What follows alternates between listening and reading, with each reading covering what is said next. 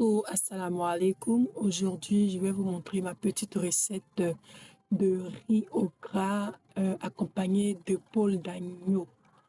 Voilà. Et donc, restez jusqu'à la fin pour voir tous les détails de la vidéo. C'est parti. On va commencer par notre agneau qu'on va mariner avec les poudres d'assaisonnement, le curry, le paprika, le red bell peppers, euh, vraiment toutes sortes d'assaisonnements que vous aimez. Voilà, je vais lister la liste des assaisonnements que j'ai utilisés. L'astuce, c'est qu'il faut utiliser d'abord l'assaisonnement sec avant d'utiliser l'assaisonnement humide. Voilà, quand on ajoute l'assaisonnement sec, là, ça s'imprègne vraiment avec la peau. Ça reste collé. Voilà, comme vous voyez sur l'image dans la vidéo. Et je vais ajouter un peu d'huile pour que ça se colle correctement. Voilà. On va bien mariner. On ajoute un peu de sauce soja. Voilà. 2 cuillères à café de moutarde de Dijon. De l'assaisonnement no-cos ou de l'assaisonnement vert. 2 cuillerées à café également. Et on va bien mélanger parce que ça, c'est l'assaisonnement humide. Voilà, on va bien mariner.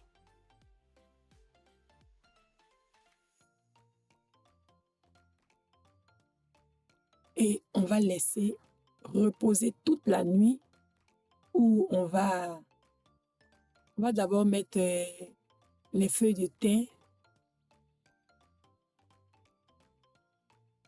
Voilà. Du l'ail.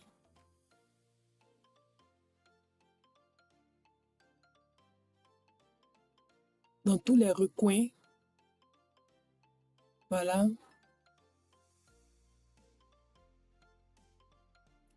Et on va filmer et le mettre au réfrigérateur toute la nuit. Sinon, vous pouvez mettre pendant 3 à 4 heures si vous êtes pressé.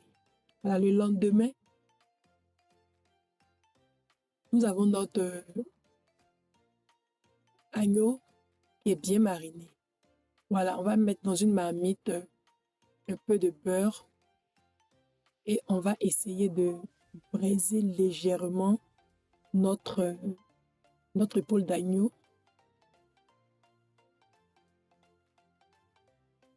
Voilà. On va laisser cuire pendant à peu près 10 minutes. C'est pas totalement cuit, hein, c'est juste une méthode de pouvoir bien mariner notre viande. Voilà. Et les 10 minutes après, nous allons mettre la viande dans du papier alu. Là, n'oublions pas la sauce qui accompagne.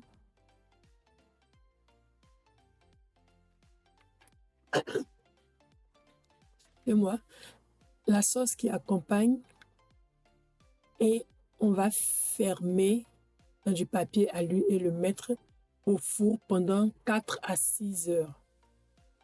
On va passer à la préparation du riz. On met dans une marmite de l'huile, l'oignon, ainsi que le laurier. On va bien mélanger.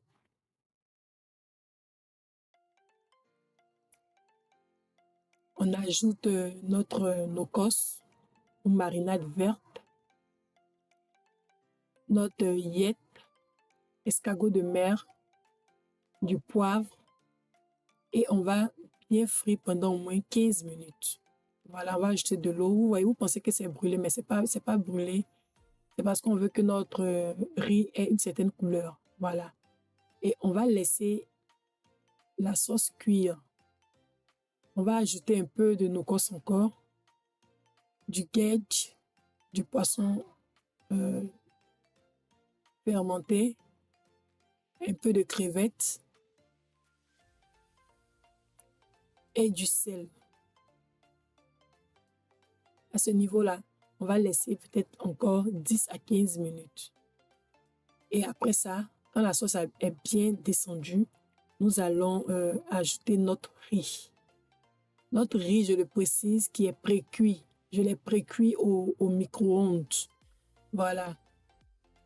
C'est plus rapide et c'est le même résultat que quand on met au feu. Voilà.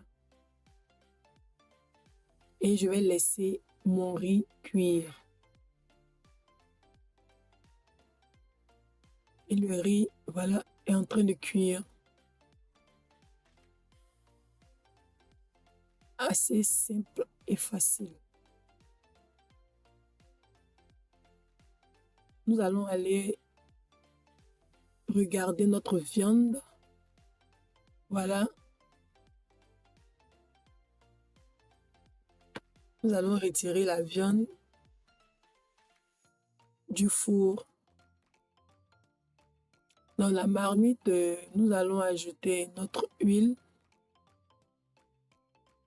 qui émane de la sauce, un peu d'oignon, de carottes, le reste de la sauce. Voilà.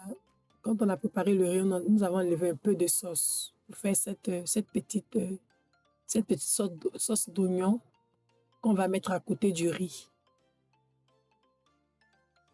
Et voilà notre viande qui est repartie au four pour 40 minutes. On va ajouter un peu de sauce pour la rendre un peu humide.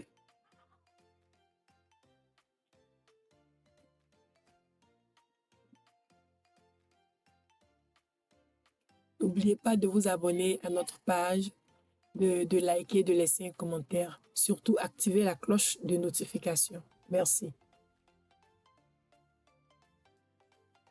Et voilà notre viande qui est bien humide.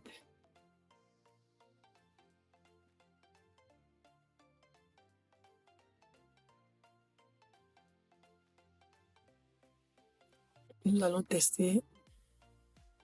Voilà, pour voir si c'est... Voilà. Nous constatons que la viande est cuite.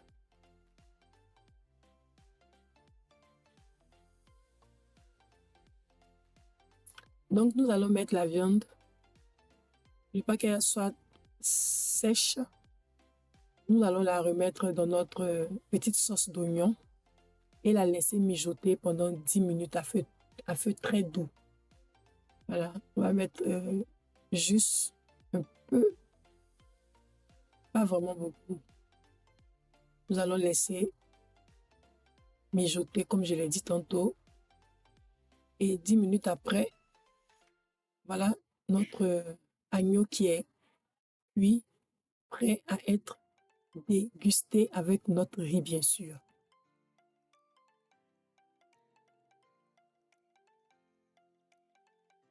Voilà notre riz qui est prêt. Voilà, bien cuit et bien doux.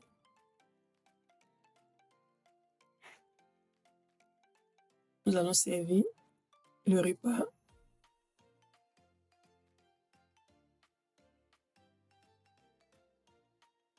Si vous avez des invités, vous pouvez faire cette recette-là.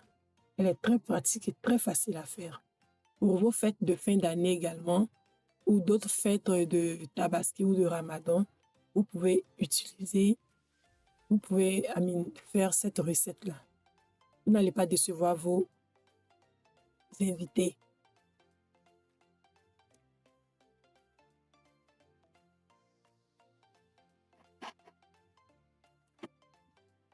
Voilà.